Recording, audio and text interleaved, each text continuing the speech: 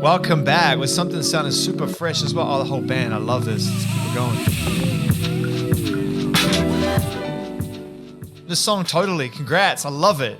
Coming straight in with like that whole very different feel. It's got kind of like, I'm just going straight into comparative data. It's got everything I loved about Simple Minds about it. It's got its big chords, big drums, and new territory. So congrats. I love it. Thank you very much. Yeah, thanks for having it on your show. Mission success.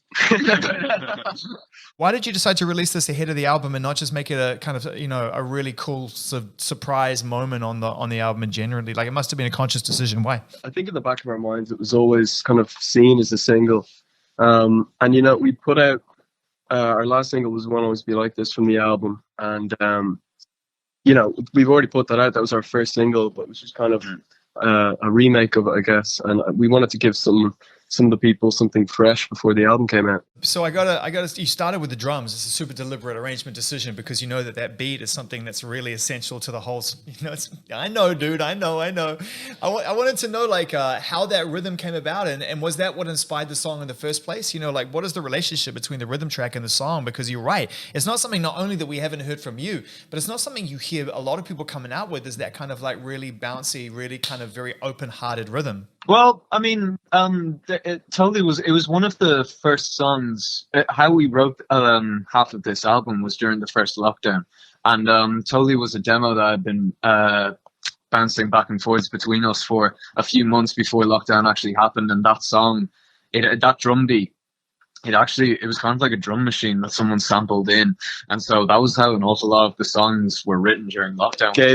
Through drum machines, which was a bit of a nightmare for me when it came to recording. Yeah, that's a steep learning curve, man. I mean, if you want to be a drummer, right, and that's the way to improve your and not just to a metronome of that capacity, but a lot of those drum machines have built-in swing and all kinds of stuff, which are really, really hard to duplicate. Like the MPC is a nightmare. Exactly, but I had to learn that the difficult way, but by us not even being able to be together to practice, we just went straight into the studio, and that was a bit of a shock to the system. But the beauty of it, I was really happy that we kept that beat in the end, because, as you said, it was new territory that we hadn't gone to before, and it's a side of us that we've never shown to the public, and so we kind of thought, it's a bold statement in itself, but we're really happy with how it turned out in the end. It just makes you happy. Well, because it just makes you happy. As soon as you hear it start, you feel like things are going to just open up for you a little bit, in your life or in your day or whatever it is. And those chords definitely help.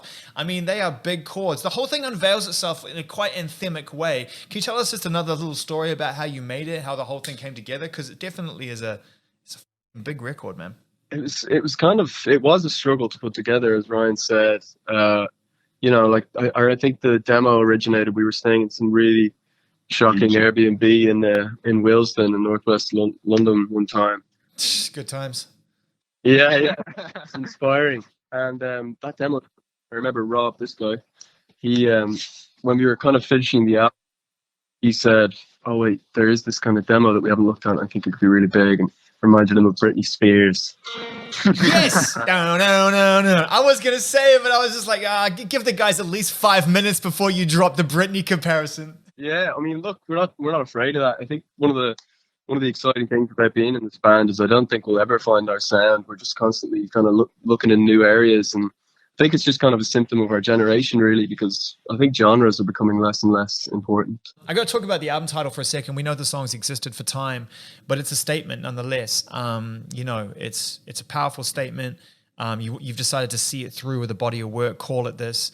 It won't always be like this. What does it mean to you now versus when you first decided to use it? Does it change shape or does it feel the same? Definitely change shape.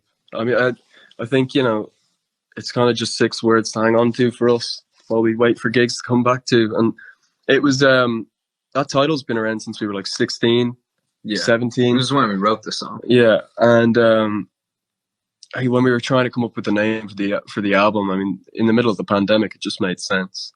And there's a song on the album called Cheer Up Baby, and I think we were a bit like, oh, do we want to put that out in the lockdown? Is it going to offend some people? And it just made sense to put it out and name it that. And I think the way that the title stands on its own, regardless of the connection to our music or anything, I think that shows it was a good choice. It's also hanging up right above